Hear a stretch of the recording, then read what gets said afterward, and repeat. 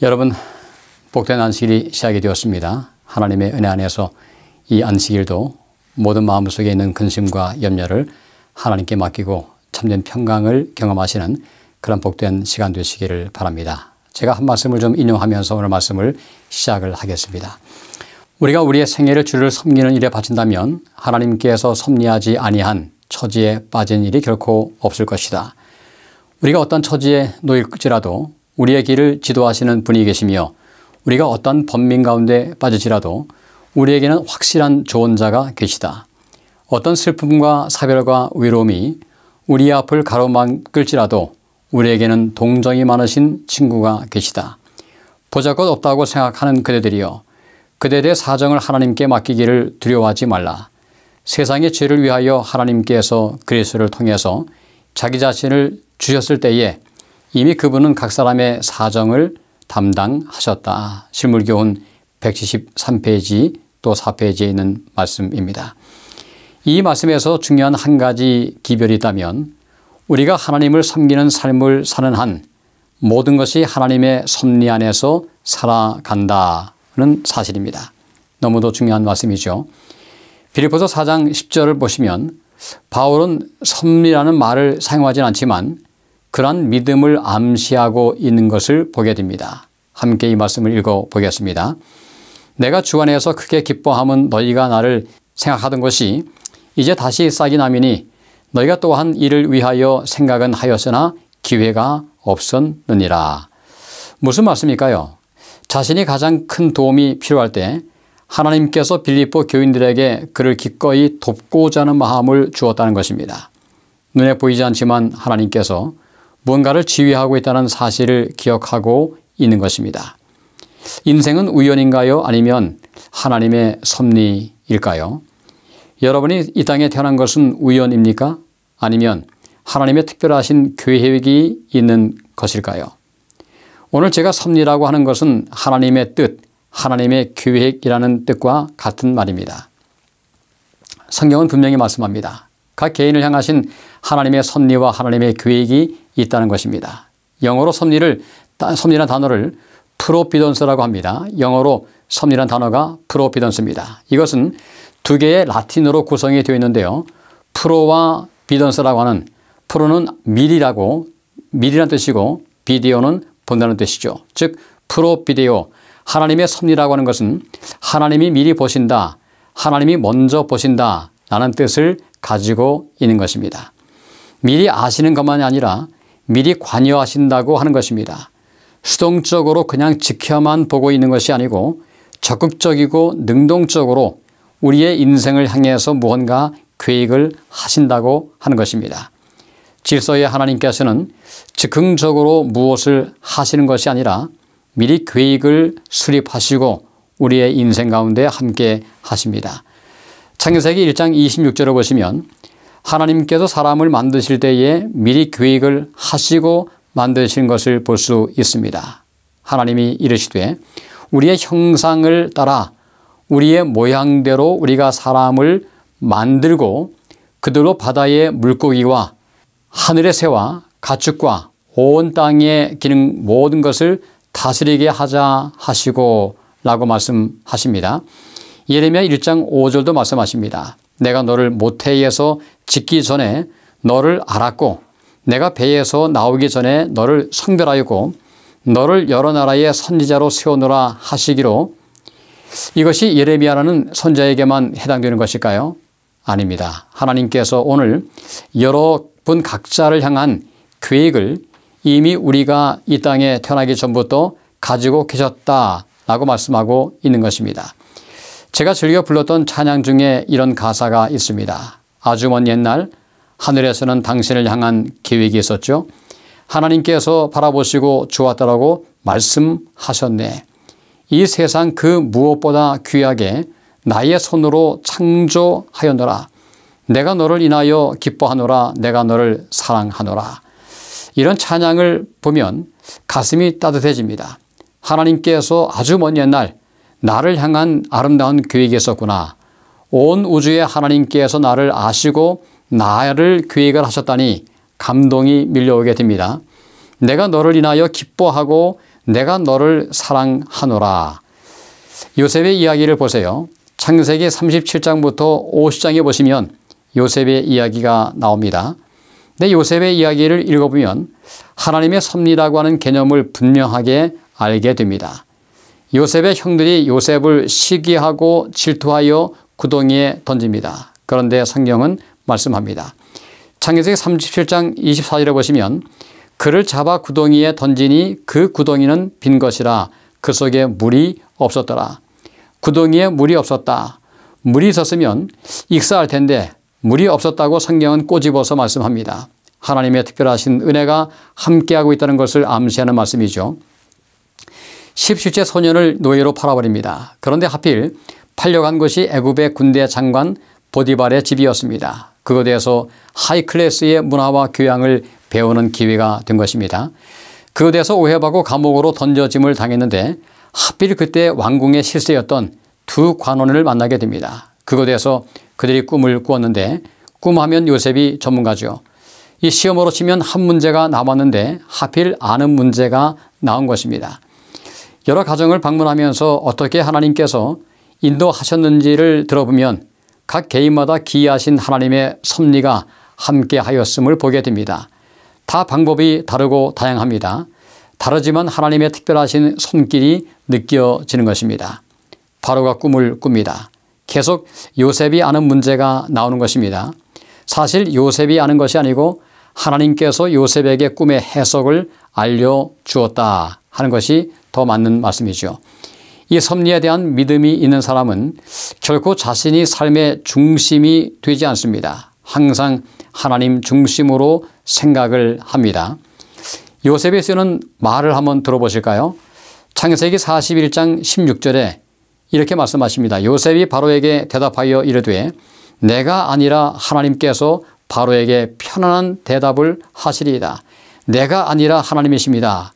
이것이 섭리를 이해하고 믿는 사람이 쓰는 용어입니다. 나의 계획이 아니라 하나님의 계획이 있는 것을 보는 것입니다. 요셉은 결국 애굽의 2인자의 자리에 오릅니다. 20년이 지난 후에 요셉의 형제들과 요셉이 화해를 하는 장면이 성경에 나오죠. 사실 요셉은 이미 형들을 용서했을까요? 네, 진작 용서했습니다. 요셉의 마음에 상처가 없습니다. 해결되지 않은 상처가 있으면 다른 사람을 상처를 주게 되어 있습니다. 그런데 요셉을 보면 상처를 줄 수 있는 상황에서도 상처를 주지 않습니다. 자신도 억울하게 감옥에 있으면서도 다른 죄수들을 보살피는 일을 하는 것을 보게 됩니다. 하나님과 진정한 관계를 통해서 이 내적인 치유가 이루어졌음을 보게 됩니다. 그리고 요셉이 하는 말을 들어보십시오. 창세기 45장 5절에 이렇게 너무도 놀라운 말씀을 합니다. 당신들이 나를 이곳에 팔았다고 해서 근심하지 마소서, 한탄하지 마소서. 하나님의 생명을 구원하시려고 나를 당신들보다 먼저 보내셨나이다. 그런즉 나를 이리로 보낸 이는 당신들이 아니요 하나님이시라. 보복하기는 고사하고 오히려 위로하는 요셉의 모습을 보십시오. 사실 이것은 요셉 안에 있는 예수님의 모습과 같습니다. 인간의 마음으로 어떻게 용서할 수 있을까요? 하나님의 영이 함께 하실 때 이러한 아름다운 용서의 경험이 가능하게 됩니다. 예수님께서 우리에게 보여주신 모습과 동일하지 않습니까? 베드로전서 2장 23절에 이렇게 말씀하고 있습니다. 욕을 당하시되 맞대어 욕하지 아니하시고 고난을 당하시되 위협하지 아니하시고 오직 공의로 심판하시는 이에게 부탁하시며. 요셉 안에 있는 그리스도의 마음이 이런 말을 하게 하는 것입니다. 요셉은 말하고 있습니다. 나를 이곳에 보내신 사람들이 당신들이 아닙니다. 하나님이십니다. 하나님이 나와 여러분의 생명을 구원하시려고 나를 먼저 이 땅으로 보내신 것입니다. 섭리를 믿는 사람은 인생의 주어가 내가 아니고 하나님인 것을 보게 됩니다.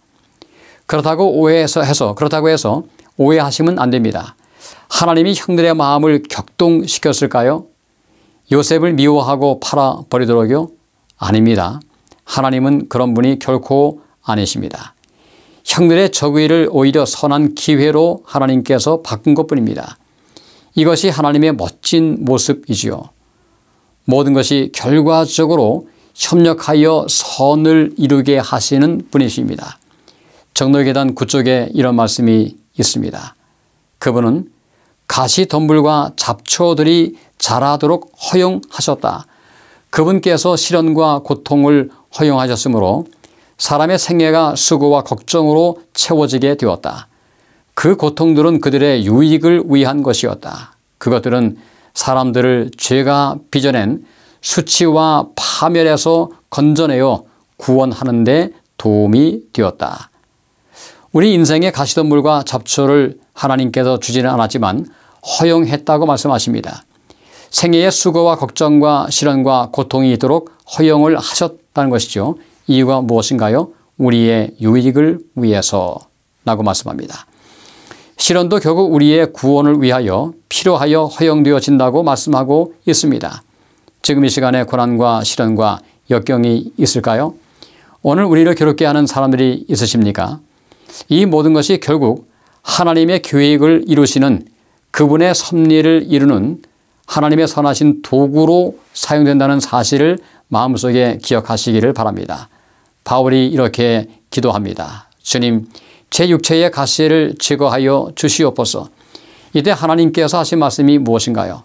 고린도후서 12장 9절로 10절 가운데 이렇게 말씀하셨습니다. 나에게 이르시기를 내 은혜가 네게 족하도다. 이는 내 능력이 약한 데서 온전하여 짐이라 하신지라. 그러므로 도리어 크게 기뻐함으로 나의 여러 약한 것들에 대하여 자랑하리니 이는 그리스도의 능력이 내게 머물게 하려 함이라. 그러므로 내가 그리스도를 위하여 약한 것들과 능력과 궁핍과 박해와 곤고를 기뻐하노니 이는 내가 약할 때에 그때에 강함이라. 무슨 말씀인가요? 삶의 여러 가지 부정적인 경험들이 결국 하나님을 의지하도록 도구로 사용된다는 것입니다. 그러므로 어떠한 어려움과 고난이 있어도 그것이 우리에게 저주가 아닙니다. 오히려 은혜가 될 수 있다고 말씀하고 있는 것입니다. 지금의 가난과 고난과 궁핍과 질병이 궁극적으로 하나님의 뜻을 이루는 구원을 이루는 하나님의 도구가 될 수 있다는 것입니다. 즉 우리의 인생 가운데 하나님의 섭리가 함께하고 있다라고 말씀하고 있는 것이죠. 오늘 우리의 기도는 그러므로 이렇게 해야 되겠습니다. 주님의 뜻을 이루게 하여 주시옵소서. 찬미가 418장의 가사가 제 마음에 떠올랐습니다. 주님의 뜻을 이루소서 고요한 중에 기다리니 진흙과 같은 날 빚으사 당신의 형상 만드소서. 주님의 뜻을 이루소서 병들어 몸이 피곤할 때 권능의 손을 내게 펴사 새롭게 하여 주옵소서. 이것이 가장 겸허한 기도죠. 주님, 당신의 뜻대로 하여 주시옵소서. 섭리를 신뢰할 때 할 수 있는 기도입니다. 계속해서 요셉은 이렇게 말씀하고 있습니다. 창세기 50장 20절 말씀인데요. 당신들은 나를 해하려 하였으나 하나님은 그것을 선으로 바꾸사 오늘과 같이 많은 백성의 생명을 구원하게 하시려 하셨나니. 여러분의 나를 향한 저기를 하나님은 여러분과 나를 구원하시려는 선으로 바꾸어 주었습니다. 이것이 하나님의 섭리라고 하는 것입니다. 그러므로 섭리를 신뢰하지만 모든 것이 하나님의 섭리라고 말해서는 안 됩니다. 형들이 요셉을 박해하고 팔아 넘기도록 하나님께서 섭리했다고 말할 수는 없습니다. 그것은 형들의 잘못된 선택이었습니다. 하지만 하나님은 그들의 잘못된 선택을 선용하셔서 당신의 뜻을 이루십니다. 우리는 이 부분을 하나님의 섭리라고 그렇게 부르게 되는 것입니다. 하나님께서 우리의 모든 상황을 일부러 그렇게 만들지는 않았습니다. 하지만 하나님은 그 상황을 통하여 가장 선한 뜻을 이루시도록 선하게 역사하고 있는 것입니다. 유한한 우리는 인생의 많은 부분을 이해할 수 없습니다. 왜 내게 그때 그러한 슬픔과 고통이 내 인생의 허락이 되었는지 잘 알지 못합니다. 하지만 오늘 우리가 한 가지 할 수 있는 것은 하나님의 크신 섭리의 손길이 여전히 우리의 삶 가운데 함께하고 있다는 사실을 인정을 하는 것입니다. 구약 성경에서 이미 예수님께서 베들레헴에서 태어나실 것이 예언되어 있습니다. 선지자 미가가 예수님께서 이 땅에 오시기 전 약 500년 전에 기록을 한 것입니다. 미가서 5장 2절 말씀이죠. 베들레헴 에브라다야 너는 유다 족속 중에 작을지라도 이스라엘을 다스릴 자가 내게서 내게로 나올 것이라. 그의 근본은 상고의 영원에 있느니라. 그런데 누가복음 2장 1절부터 5절에 보시면 이렇게 기록되어 있습니다. 그때에 가이사 아구스토가 영을 내려 천하로 다 호적하라 하였으니 이 호적은 구레뇨가 수리아 총독이 되었을 때에 처음 한 것이라. 모든 사람이 호적하러 각각 고향으로 돌아가매 요셉도 다윗의 집 족속이므로 갈릴리 나사렛 동네에서 유대를 향하여 베들레헴이라 하는 다윗의 동네로 그 약혼한 마리아와 함께 호적하러 올라가니 마리아가 이미 잉태하였더라. 마침 그때 가이사 아구스토가 호적명을 내리게 되었다는 것입니다. 그 명령 때문에 결국 예수님이 베들레헴에서 태어나게 된 것이죠. 이런 것을 우리는 섭리라고 하는 것입니다. 보이지 않지만 존재하시는 하나님의 손길을 보게 되는 것입니다. 가이사 아구스토는 자신도 모르게 하나님의 뜻을 이루는 도구가 된 것입니다. 바울도 자신의 삶에서 그 사실을 발견하게 된 것입니다. 그러므로 그는 이렇게 믿음으로 외치고 있습니다. 로마서 8장 28절 말씀, 우리가 알거니와 하나님을 사랑하는 자 곧 그의 뜻대로 부르심을 입은 자들에게는 모든 것이 합력하여 선을 이루느니라. 제가 한국에서 사역할 때 한 청년이 제게 이메일을 보낼 때마다 메일 끝에 이런 글을 적어 보냈습니다. 목사님, 모든 일은 잘 되려고 일어난대요. 참 그 말이 제 마음에 참 기쁨이 되었습니다. 모든 일이 좋은 일은 아닙니다. 하지만 결국 그 모든 일들이 좋은 일을 만드는 하나의 과정이 된다고 하는 것이죠. 이 사실을 아는 사람은 인생에서 별로 두려울 게 없습니다. 좋은 일은 좋은 대로 감사하며 살아가시기 바랍니다. 혹 안 좋은 일이 생기면 어떻게 될까요? 이 일이 어떻게 좋은 일로 바뀔까를 기대하며 나아가는 것입니다. 그것이 믿음입니다. 하나님의 섭리에 대한 믿음이죠. 이런 사람이 두려울 것이 무엇이 있을까요? 사실 겁나는 게 없는 것입니다. 그러니 늘 담대하고 당당하게 세상을 살아갑니다. 늘 마음속에 기쁨이 있고 얼굴에 웃음이 있습니다. 하나님의 섭리를 인식하고 살아갈 때 비로소 염려에서 해방이 되는 것이죠. 그리고 하나님의 섭리에 모든 것을 맡기는 것입니다. 그러니 이렇게 기도할 수 있습니다. 주님의 뜻을 이루어 주시옵소서.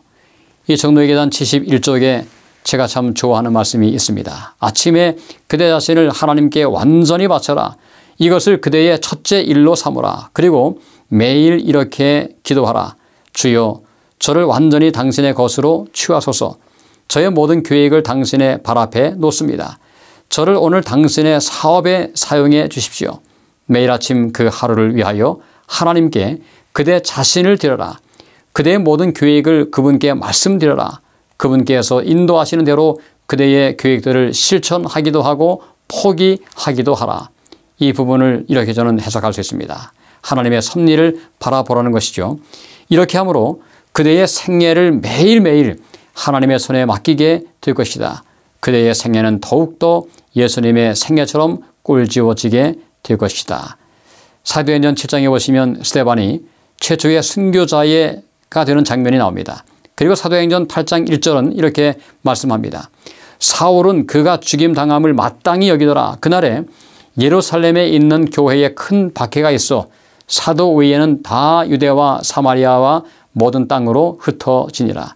여러분, 이 상황은 좋은 상황입니까? 안 좋은 상황인가요? 안 좋죠. 사울이라고 하는 잔인한 박해자가 있습니다. 큰 박해가 있습니다.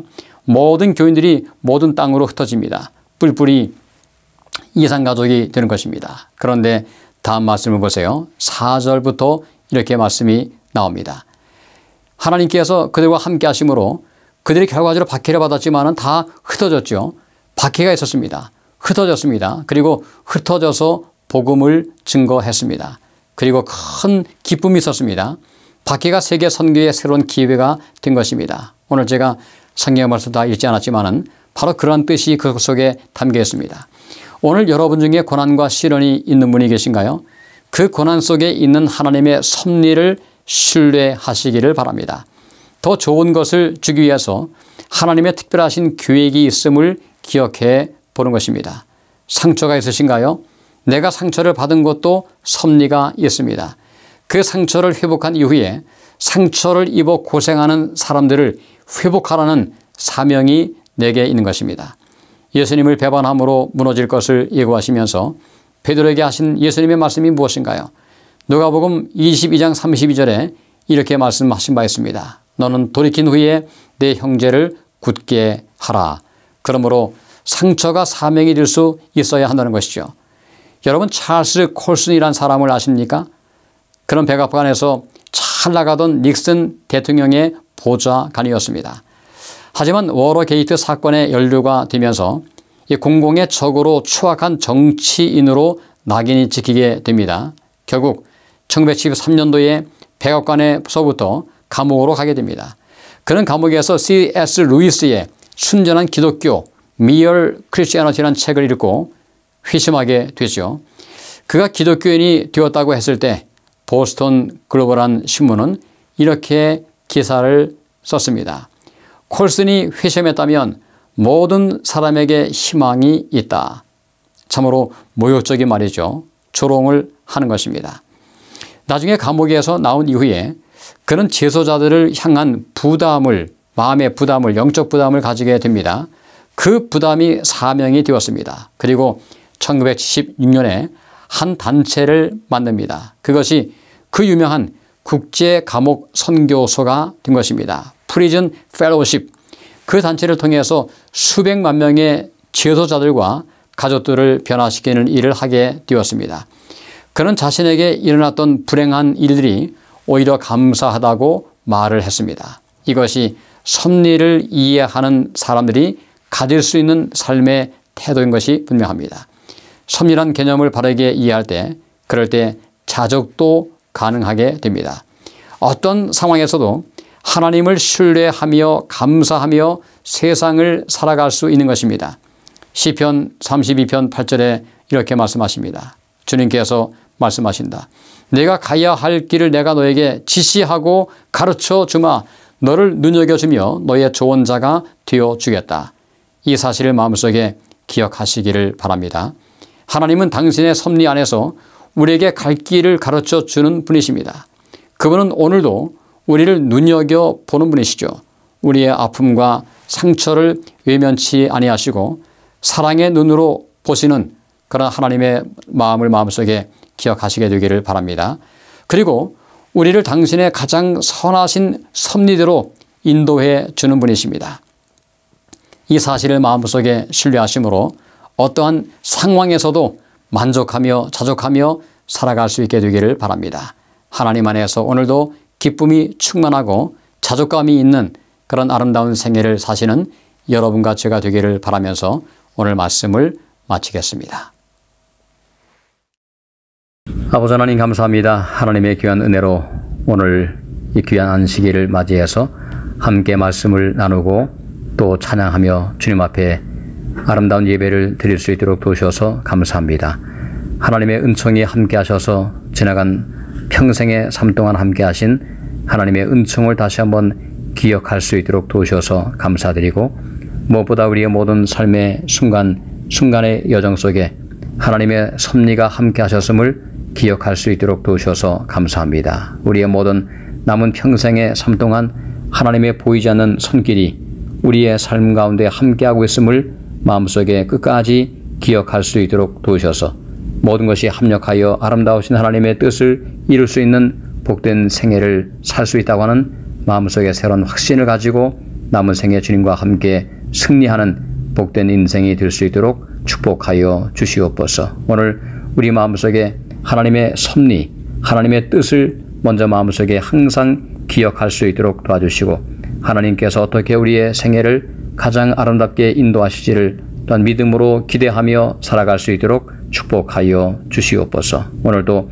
크신 하나님의 경륜을 마음속에 기억하며 남은 생애 동안 온전히 우리의 모든 인생의 계획을 하나님의 손에 맡겨드리는 아름다운 생애를 살아갈 수 있도록 도셔서 우리의 뜻이 이루어지는 것이 아니고 우리를 향하신 하나님의 뜻이 온전히 이루어지는 그런 복된 인생이 될 수 있도록 축복하시고 역사하시고 섭리하여 주시옵소서. 감사드리며 예수님의 귀하신 이름으로 간절히 기도합니다. 아멘.